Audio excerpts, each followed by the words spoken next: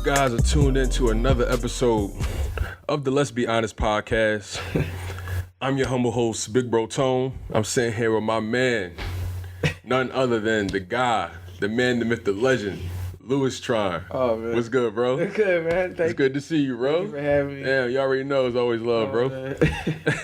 I love that intro. For sure. The intro only gonna get better, though. You know what I mean? Oh, shit. So, what you been up to, bro? Man, I don't even know where to begin. So many productions that's we're working on. I'm working on some books. I'm trying to get some comic books out there. Word. To start selling. Definitely some black and white joints. Word. Color, and then eventually I'll get into color. But black and white is so easy to print out and stuff Word. like that. So that's what I'm gonna do first. I feel you. But yeah, a lot of films right now. 1 TV show, actually 3 TV shows, and 2 movies. Okay. So yeah. And you got a lot going on. Yeah, Shit. man. All right, so a lot of people don't know who you are, bro. And I mean, I know what you do. Right. You feel me? Me and you talk all the time. You know, Right. we keep up with each other on our daily ventures. You feel me? Mm-hmm. So let's start from the beginning with you. So introduce yourself and what do you consider yourself? Do you consider yourself a filmmaker or a artist, a comic artist? You know, what do you consider yourself as? How would you introduce yourself if you was putting that shit down on paper? If I was putting it on paper, I would be I'm a filmmaker and a cartoonist. That those things I do, like breathing. You know what I mean? Yeah. You know what I mean? It's I handle both of them as if they're not as if, but they are my passion. Right. So I would definitely. I'm a filmmaker and a cartoonist. I've been doing film for almost 6 years now. Right. I've been doing comics probably since the 2nd grade. I just started doing professionally last year because I got Photoshop at my house and my scanner. So I'm a little bougie right now. But yeah, I'm a filmmaker and a cartoonist, and I love it. No, I feel you though, cause I got Photoshop too. I was just telling you earlier before we got past the technical difficulties. Yeah. I was telling you I had picked up the whole Adobe Creative Cloud. Right. That's a come up. Yeah, the whole cloud. Managed to get it for the low. You know what I mean? Had to finesse the system. Yeah, you know what I mean? Little finesse. But that should come with obviously Photoshop, Audition, what we're using right now, Premiere Pro. I'm gonna be honest with you. I didn't pick up on most of this shit until I want to say junior year, going into my senior year of college, because I took a digital photography class. And I took black and white photography, so we had to learn all about the Photoshop, and that's how I got hip to it. Mm-hmm. So I did my research, and I decided to dive in. You know what I mean? Because that shit really when you look at how much that shit costs, yeah, and you really do the breakdown, everything that come with it, it's really it's worth it. Yeah, but what comes into it is you gotta support your craft. You know what I'm saying? You gotta invest in yourself. Right. That's important. And then it's good that they got these tools for creatives to really break out and do exactly what they want in a user friendly way. Yeah, because I was just thinking back in the day, they couldn't just set up shop and just do anything they wanted to do. I was just thinking I was watching it's this show on Netflix that I want to start watching. It's called Everything Sucks or some shit like that. Yeah, I saw that on there. I'm gonna start that too. Yeah, I look you want to start it because it's about these kids starting high school and they joined the AV club in the 90s and they just trying to figure it out. But they couldn't just do most of that shit on their own. Right. From what it seemed like in the 90s and 80s, you couldn't just. The equipment was expensive. Mm-hmm. wasn't easy to come by. We ain't had ease and shit, so we couldn't just record everything. Right. So, but now we able to just. Literally just be as creative as possible, and that's why I'm fucking with this age right now. This time, I feel like it's low key like a black renaissance. It is. You know what I mean? As far as being creative, I feel like it's a comeback of the '90s. Remember the '90s where it seemed like everything was just black. Mm-hmm. You know what I mean? We had we was killing the sitcom game. Killing the sitcom game. It was Like, all over TV. Yeah, like All over. Even And the movies was just like, the box office with the movies was just crazy, Yeah. ridiculous. yeah. Besides like Wild Wild West, that was just Yeah, we're not gonna talk about yeah. I mean, I like Wild Wild West. Yeah, but other people, you know, yeah, I love it too. On paper, it wasn't what it was. You know, supposed to be. Yeah. So, all right, you introduced yourself, talked about a little bit of stuff you're doing right now, but where did it begin for you? You feel me? As far as films, Okay, well let's start like this. What out of all those things that's your passion that you do, like breathing, what was that one for you? When did you realize, okay, this was something I want to do? You know what I mean? What came first? Was it filmmaking? Was it cartooning? it was cartoons first. Cartoons for sure. Yeah. Thing about cartoons was my dad in the 90s. My dad made comics. Right. You know what I'm saying? Shit. Yeah, my dad made comics. Like professionally? Yeah. He never really got stuff off the ground. So like he did, but that's another story. Right. But yeah, my dad did comics, and my dad used to get me every so often. The second grade, he got me very often. He would get me like after school. He would pick me up every day after school, Right. and I would go over him to my grandma's house for my mom to pick me up. And he used to, I used to see him work on his comics, and just seeing that, you know what I'm saying. You're like, oh wow, that's cool. Like I read comics. He used to take me. He used to take me down South Street all the time. And pick me up some comics, and I used to see him do it, and I used to be like, yo, that's cool. You know what I'm saying? So, I just started, doing stories, doing your drawing. thing, yeah. Just started doing my thing, watching him, and researching my own stuff, and that just the locomotive just like picked up. Yeah, it just started from there. Yeah, it just started from there. With films, What was the first comic that you can remember? What was the first comic that was like, oh yeah, this is it. It was it's the wave. Like it was called Venge. Venge. It was called. I still have it. Yo, I still have all my comics. I literally can show you a drawer full of like almost like 100 and something. See, I'm trying to get my comic collection like extensive, but I find myself gravitating more towards the graphic novels because I could really live in them for a second. Yeah, you know what I mean? yeah. Whereas though most comics you buy, they thin. Yeah. And it's like a series, and it's, you got to keep up with it. Right. So me not having as much time as I wish I did have, I would much rather have a graphic novel where I could attack it in chapters or attack it in sections. Right. You know what I mean? Have a complete story. And I agree with that 100% because that's how I feel. Yeah. Like I used to I stopped getting single issues.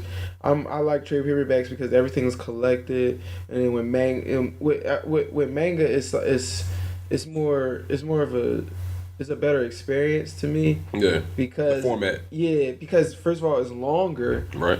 And you know what I'm saying, it's very I'm excited while talking about this. No, you good. Because you good. Bro, this is my shit too. Right. Like, don't get it twisted. Like, Right. I got a fucking stack like this and Naruto Jones like in the crib. Right. You know what I mean? You see my hat. Like, Yeah. I'm repping hard. Like, so, I feel you 100%. Do your thing, man, bro. It's like, it's the experience. It's like, to me, like, when I was younger, I was in grade school and I used to read stuff. It's like the experience of reading it and the flow of the story. It was just cinematic, and it was just, I used to get so hyped. I used to think, I used to pretend that this shit was moving. like I'm watching this shit, Right. while I'm reading it, I'm pretending that this shit really coming off the pages. Right, and it was like watching a movie. Yeah, for You know what I sure. mean? It really was. It was exciting. One of my favorite comics growing up wasn't even a manga. It was do you remember the Bone comics? Yeah, Bone is a classic. Bone was my shit. People sleep on Bone, man. Yeah. I don't know why. I'm like, yo, you really got to read it. Like, it's actually good. It looks dark, silly. It's dark but as it's fuck. dark. Yeah, It's dark as shit. And when Yeah. you I got turned on to that shit like in middle school, and I, back in the day they had book fairs and shit. Yeah. I don't know if they still do those things now. I don't think so. But like back in the day, in middle school, the book fairs used to come. The big ass truck, right. set up. They used to set up shop in the auditorium. Right. Every class or every grade got their little time to go down there. Right. I used to be like, yo, mom, please, can I get like $20? I just want to buy. Right. Listen, this one year I I used to lied be to like, you. yo, I need $10, Mom. They're gonna have like 2 Captain Underpants books. Yeah, I need to rack up. Okay, I need to rack The up. Underpants had that shit on. Like, I don't know if it's sponsored by them niggas. Like, but like it was, they had they had damn near everything, especially when they had like the teach you how to draw books, you know what I mean? Like the Dragon Ball Z ones or the anime ones. They had so many of them, John. So I used to always, with the intent, you know, try to get those. That was my sole intent. Right. My mom gave me money to go. My dumb ass, I came back with a fucking stuffed monkey. Why you come back with that? I don't know. I was in fucking 3rd grade and I saw it. And I'm like, yo, that shit is hard. Like, I need that shit. Yeah. Like, give me that monkey. like I think, call me crazy. No, you good. Call me crazy. That nigga probably was speaking to me. I'm like, yo, that shit really. It's like, buy me. Yeah. It was one of them things like, and it cost my whole $20. I'm like, whole $20 for a little monkey? No, it wasn't little, bro. It was like a pretty nice sized joint. Had like a crazy ass like mullet or fro or whatever. Like it was just. Matter of fact, you know what it looked like? What? Imagine Zabumbafu with like Goku hair. Really? Or some shit. That's or like, kind of tough. Yeah, like it was kind of like just all over the place. You know what I mean? Is it like a certain character? Or no, it was just a random ass lemur. Oh wow. You know what I mean? But you know, the book fairs was so tough, and I used to find so many comics. Like the Bone comics really put me like the comics for like. Besides, you know, the mangas, like as far as like American comics, like the Bones, like I feel like they're so underrated. Yeah. I feel like they so hard to find. You really got to soul search for them. Yeah. My favorites was Star Wars.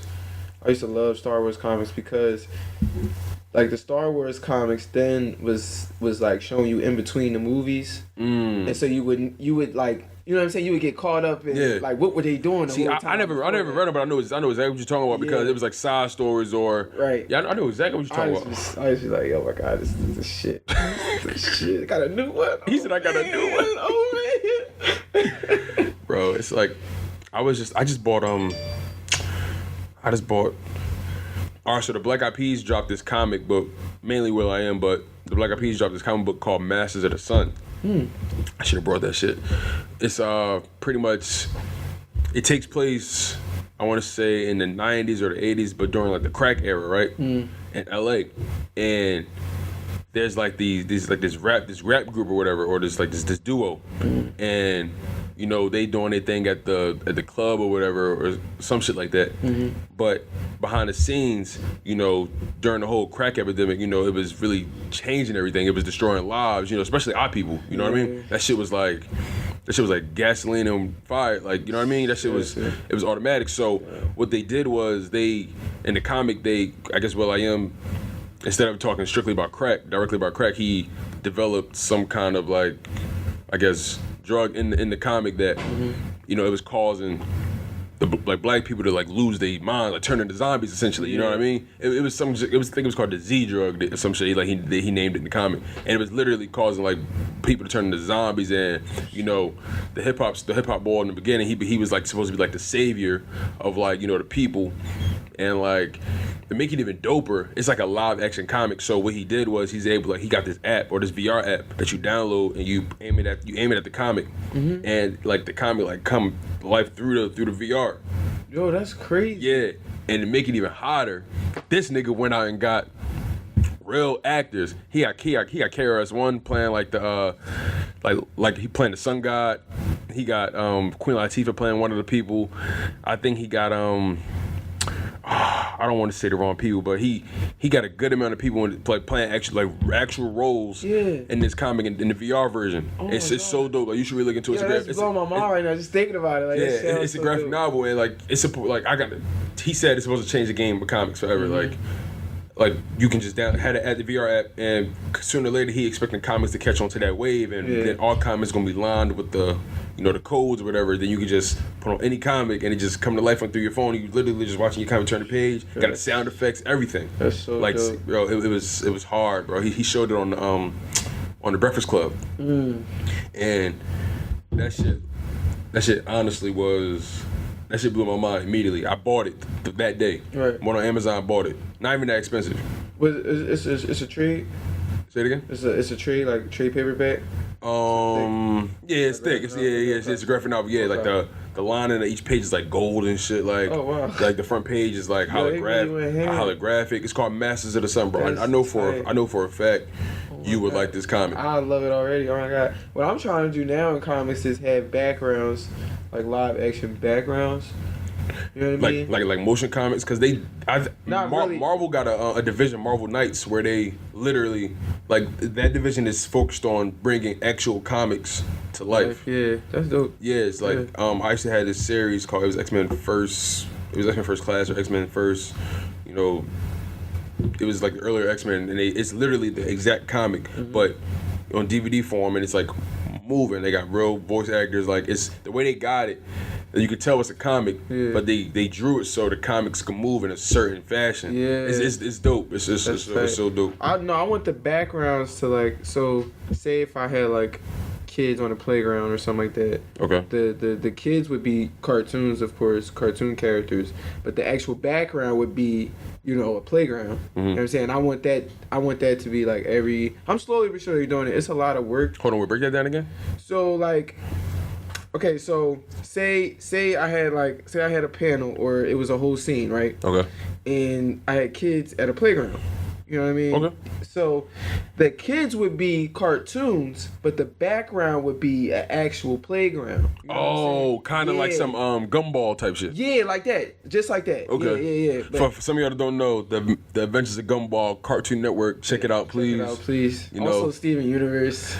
I gotta get. I heard that was pretty funny. Yo, it's not even about being funny. That show has clever. It has a good mythology. That's what I like about it. It has its own mythology and like character backgrounds that just span crazy, like from the beginning of time to like the future. They really went all in. Kind of like Adventure Time. It's like its own universe. And it's breaking ground because it's all female. Like it's really like 50, or I can't even say 50. I'll say 80% of the cast is female. For Steven Universe? Yeah. Wow. Like the superheroes he hangs around with, they're females, and like Also, Steven like the only male in the show. Yeah, because his mom used to be with them. Okay. So you know, he hang out with them now. That's hot. She passed away though. But it's like their whole race is women. Damn. And I think that's like, I don't know. I don't know. A lot of people, my friend included, he said that and I noticed this, I'm a sucker for female-driven media. I don't know what it is. I love female protagonists. Like, I don't know. It's hard for me to explain. Especially when they badass. Yeah. You know what I mean? Especially. Like, it's nothing. Because you know, harder lady on top. Yeah. Top, you know what I mean? So that's where that shit was funny. Yeah, that shit was funny. Like, I kind of wish y'all would have, like, we're gonna get into that for sure. Like, I kind of wish y'all would have definitely take that a little further. Yeah, we are. That shit was funny. Well, I messed up a relationship, so it's coming back, but it's coming back a little bit different. Damn. Okay. Yeah. Okay. It's a little bit different. Right. So, as far as the comics go, what was that first comic you created? Like, you know what I mean? Like, what was the one you said, oh, yeah, like that first comic you created, you still got it? Yeah. Damn. I still got it. What was it about? It's called Venge. It was about this guy, he, his brother got killed. That was the first one you wrote or the first one you read? Oh, the first one I read. I thought you were saying the first one I created. All right, so the very first one you created. I created. Venge? Okay. Yeah. The first comic you read. That I read. First comic I read was a Star Wars comic, and it was I think it was set before the Phantom Menace. You know the Phantom Menace, right? It was set before that, and it was Obi-Wan and Qui-Gon Jinn. They were on a mission, and I think what really captivated me and made me like really want to do comics was like, it was like the scenes were just beautiful, like the color, the scenes, the backgrounds, the shots. It was beautiful, and I was just like, I don't know, it really grabbed me. It was like, oh my God, I want to do this. I want to be a person that makes this and get somebody like me just excited, to do it. So I feel like there's not enough black people that's willing to make that part of make that part of themselves known to people. Like, because I know even for me,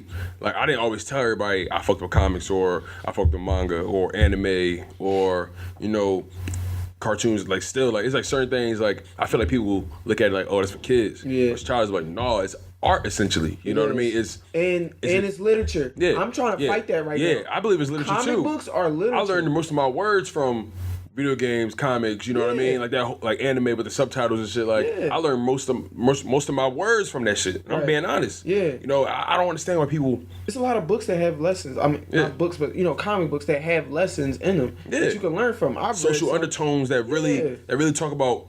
Like the one I was just telling you, Masters of the Sun, like it really is a metaphor for the whole crack epidemic and how our people literally shifted through that, and because of that, you know what I mean? It's nothing better than like a comic, but nothing harder than like a black comic. Oh yeah, you know what I mean? Especially yeah, because like I said, like the only black comics we really have that really hold us to that the highest is probably Black Panther, right? Black Panther, yeah. Luke Cage, which is a dope series. Yeah, you know what I mean? Yeah,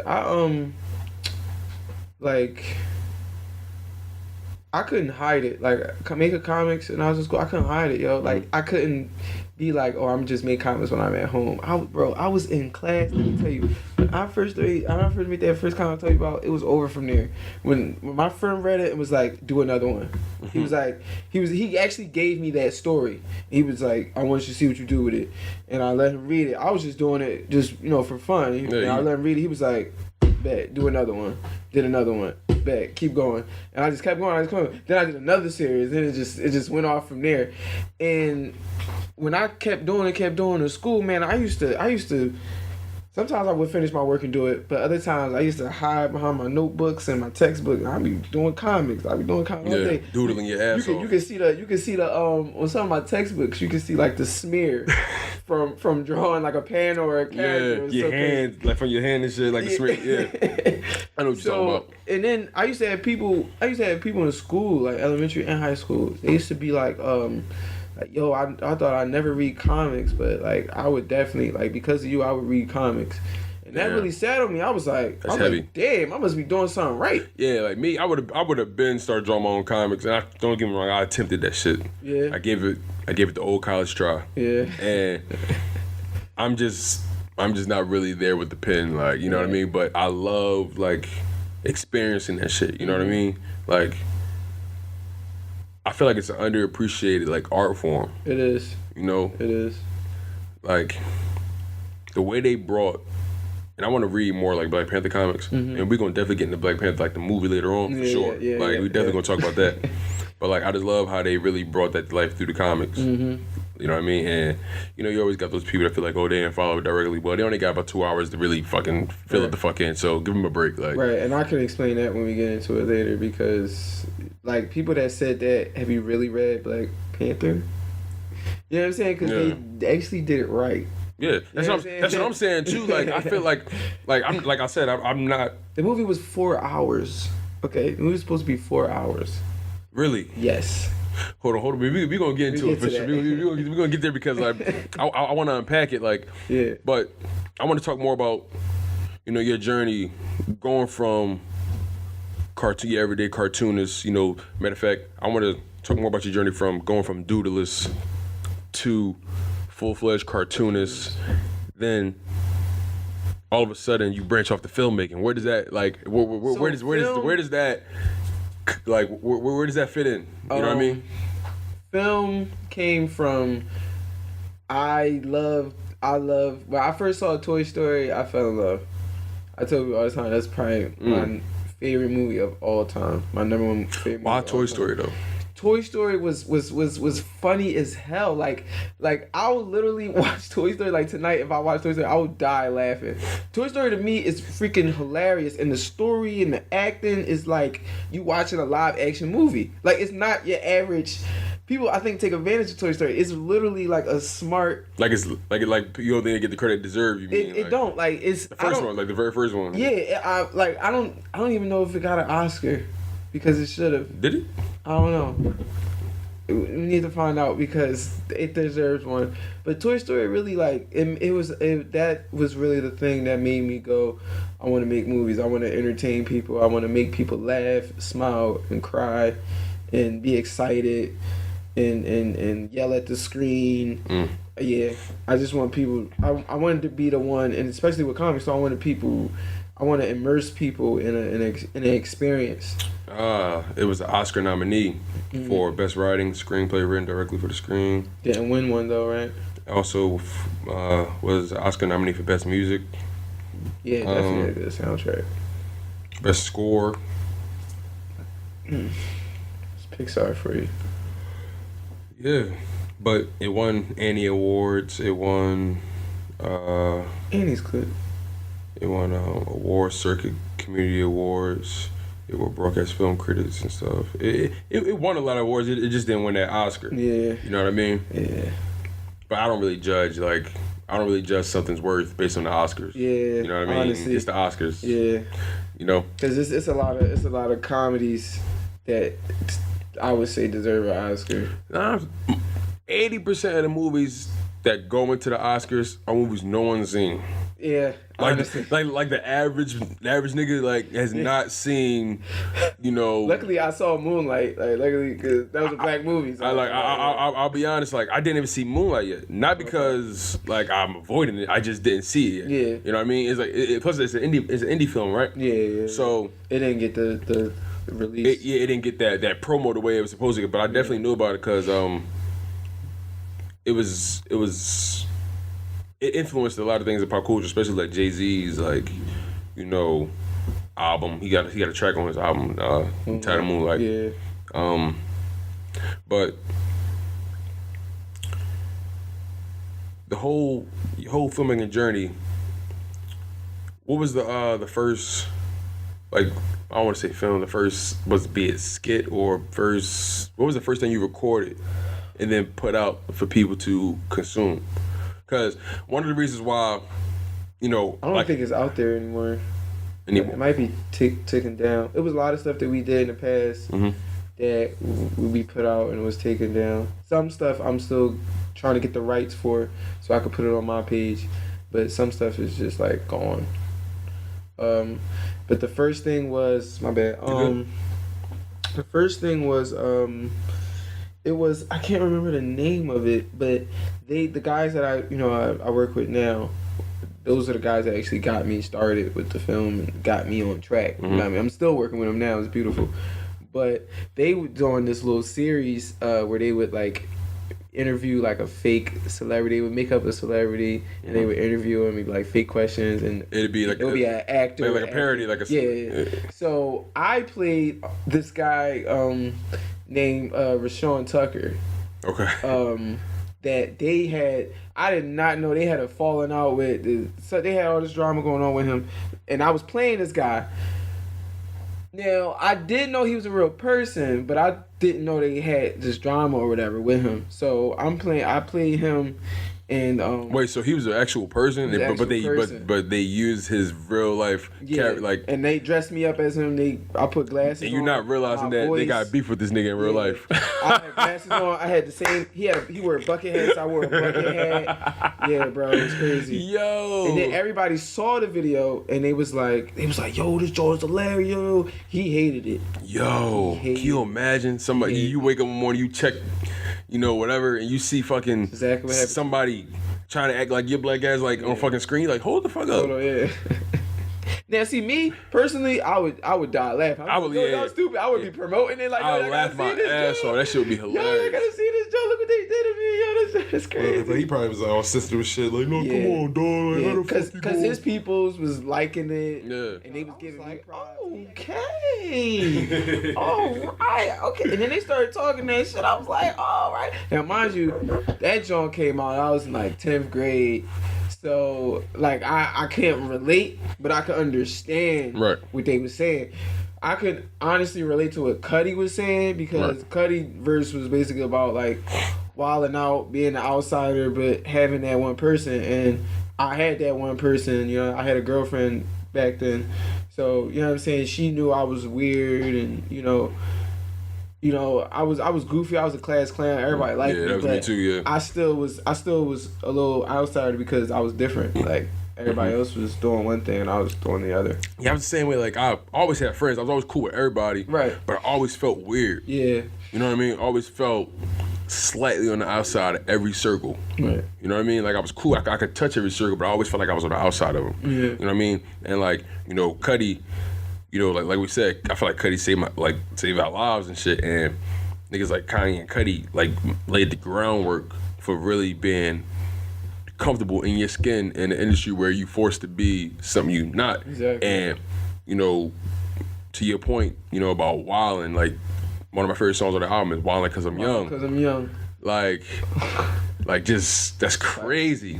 Like, Cause I'm young. and what else? I can't forget about this song too. Definitely top 3 in my opinion. Ghost. When did I feel like a ghost? Did you ever hear Maybe? Yeah. Okay. A lot of people haven't. Yeah. Because it was exclusively for the deluxe, physical deluxe. Yeah, it's in my car. I bought the album. You know what I mean? I think I bought all those albums the same day. I bought My Beautiful Dark Twisted Fantasy and Man on the Moon 2 on the same day. Nice. I want to get those on vinyl. Yeah. I don't even have a record player. I want a record player and I want to get certain things on vinyl. Yeah. Actually, like this is Vinyl Store in Pennsylvania that sells so many different vinyls. Like, bro, you know, there's one on Girard. There's actually 2 on Girard. There's one on 27th and Girard, and there's one. No doubt. Oh God. Further down Girard, like you know where that Acme is, or that Wahlburgers in that area. Yeah. Down there, that little intersection. There's a coffee record store. There's a downstairs and an upstairs. Oh shit. Yeah, look it up. Milk Crate. That's what it's called. That's the one that's near the Acme and all that. Okay. The one on near the Girard, near the Wahlburgers shit. Huh? You told the one Milk Crate is near Wahlburgers. Yeah. Okay. The other one, I don't know the name of that. I haven't been there. I just know there's one there. Okay. But yeah, man, those like the best. Yeah, like I went in. It's this place called I took a picture of it because like I did not want to forget what the fuck this place is. Yeah. It's literally called. Oh, what the fuck! I got it right here. I went in there and it had literally some of my favorite albums on vinyl. I was geeking. It's called The Rock Shop. The Rock Shop? Yeah. Where is it at? It's in Plymouth Meeting Mall. Oh, okay. Yeah. Oh, wow. They literally got so many vinyls in there. Some I never even seen before. Yeah. Like albums I didn't even know they even made on vinyl. Yeah. I'm like, yo. Even like stuff that comes out today be on vinyl. Yeah, and I don't even, like you said, I don't have a record player. I want one bad. Also, A Week in My Love. I would love to have that on. Oh yeah. I saw that in there on vinyl too. Yeah. When I went in there, I ain't gonna hold you. I hit it. I'm coming back for this. I hit it. I ain't been there in like 2 months, bro. Like I hit that shit a while back. I ain't getting this, bro. That album is in like that's another artist in my opinion.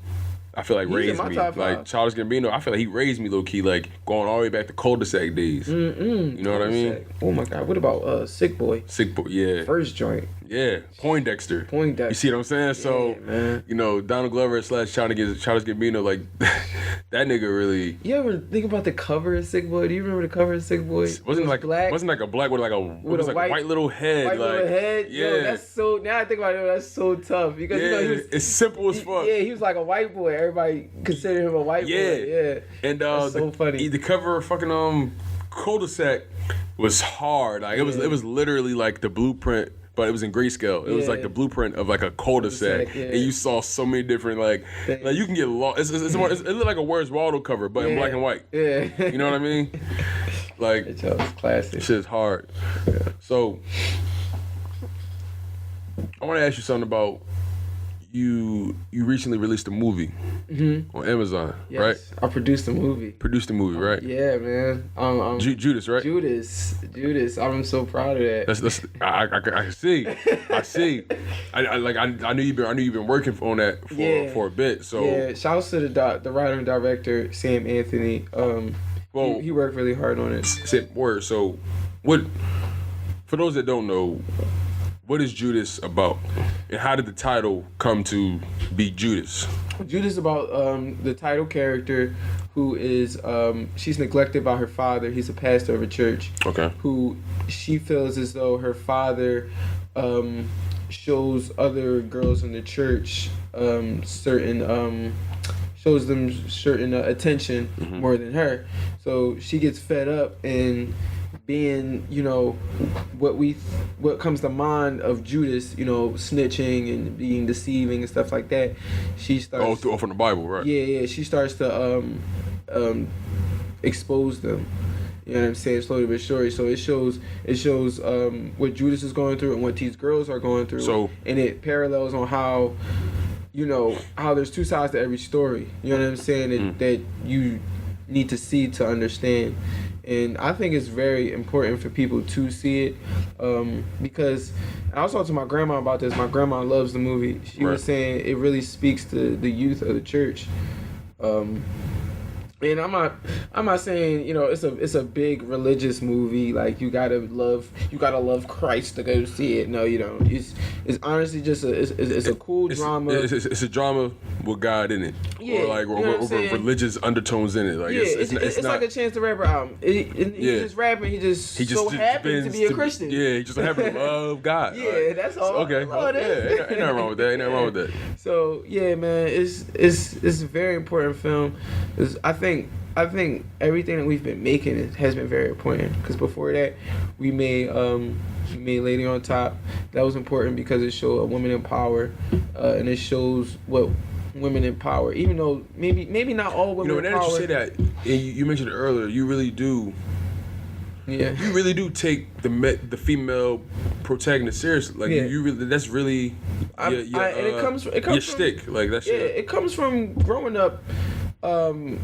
Watching Sailor Moon and Powerpuff Girls, and you know what I mean. You know, I'm not gay, but I just like that. I just like that stuff. That's you know not. What I mean? That's not even. And then my mom, you know, I grew up with a strong, independent black woman. You know what I'm saying? You know. Same here, bro. Yeah, I understand entirely. Grew so up in that Philly. influenced you a lot. You know what I'm saying? Especially when your dad now in your life, you see a woman at the doing everything, and then you think don't need no man. You know, I mean, she did get married, but eventually. But my mom didn't need no nigga. For yeah, I used to the same thing. I used to be like my mom used to really hold that shit down. Yeah, man. And I'm like, yo. My mom used to be like, look, you either with me or not. Okay, I got a man. Okay, that I'm raising. Yeah. So as far as I was concerned, like I was the nigga in the house. The only difference is I ain't paying no bills. Like, and all I did was eat, sleep, and shit. So like, I feel that. Like, what was the process of shooting though? Like, how was the whole shooting process? Yeah. Oh man, it was. Well, okay, I'm gonna be real with you. When we first shot you this last summer. Okay. That it was very rocky. Dealing with the cast, dealing with locations. Location is probably at the forefront. I feel like location is the hardest part. Even for me doing my podcast, location is the hardest part. That's why I said I'd come to you. Right. Yeah. Like the locations and scheduling with everybody. It was just very rocky. And then I think what was good, Sam, if you listen to this, I'm sorry.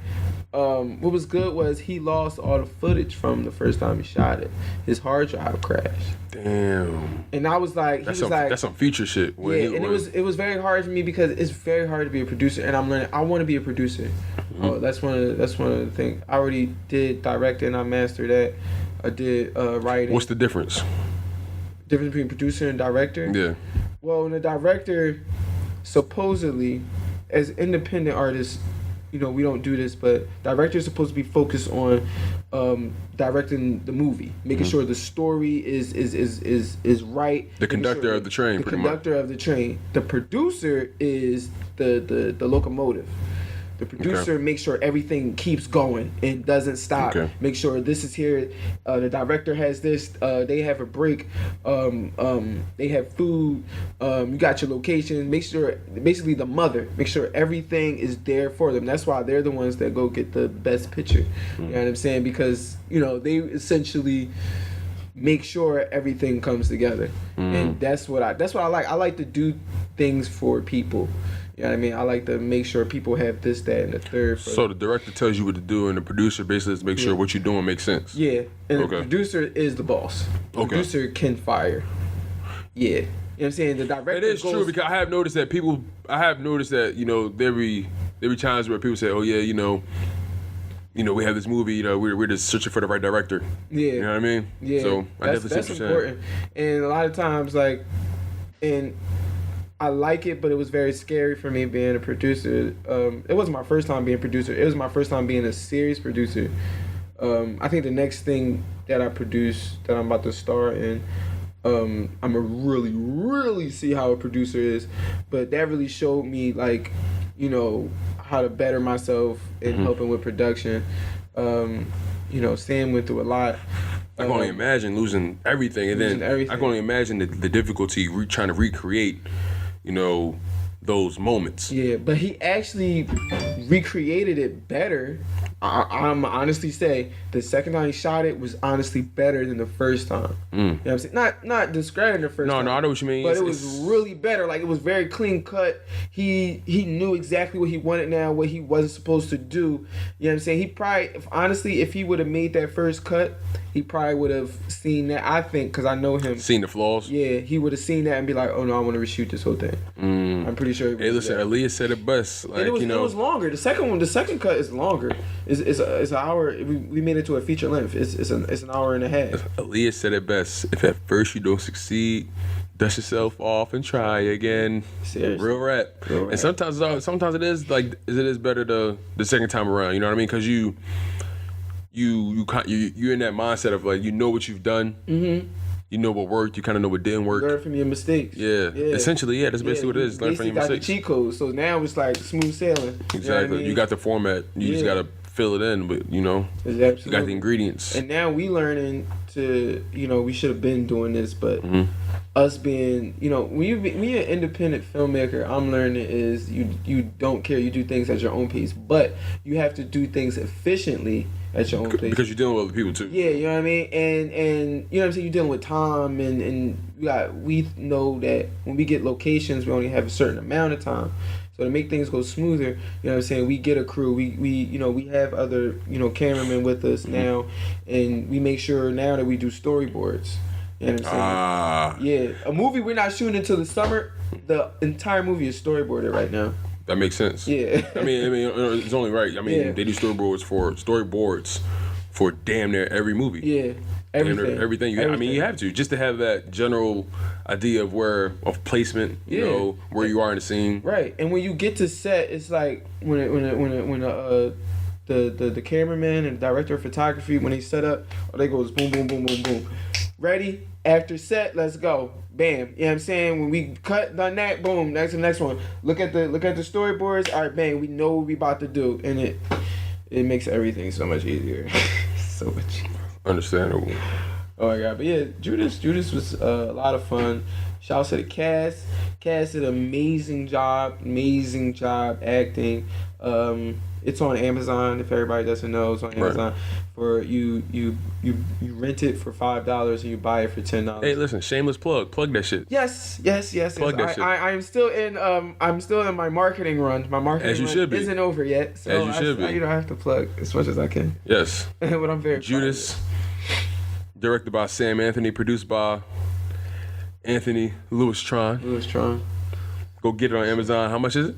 It is $5 to rent and $10 to buy. $5 to rent, $10 to buy. That's chump change. Yeah, that's chump change. That's actually what you would. That's a nickel weed and a dime weed. Right. Like, if you was to get another movie off of Amazon, it'd be the same thing. Vimeo, for rent and buy, it'd be like $5 and $10. Yeah. So you know what I mean? See, this is such like this time is so exciting. Like there's so many platforms for you to get your shit out there. Yeah, man. Like I'm a firm believer in like creating your own success, especially at this point in my life. Right. Like I follow motherfuckers like Gary Vee and I look up to people like Gary Vee, Charlamagne the God, Angela DJ Envy, Nori. You remind me of Charlamagne. Nori DJ. People say that shit all the time, but I don't understand. Not like his personality, but like the way you talk. I understand what you're saying. Yeah. I understand what you're saying. But I guess more so like he when he speaks, he paces. Yeah. You know what I mean? He don't just he don't just talk. And it's like you can understand it. You won't go, huh? What you say? Yeah. Or what? I don't understand it. Yeah. It's like I understand. Hey, listen, bro. I consider that man like he the guy as far as his radio shit. Like, I like him. A lot of people don't. I like him because he's himself. Yeah. That's important. Like I really respect somebody that says himself. I respect someone that's literally 100% of the time their authentic self. Mm-hmm.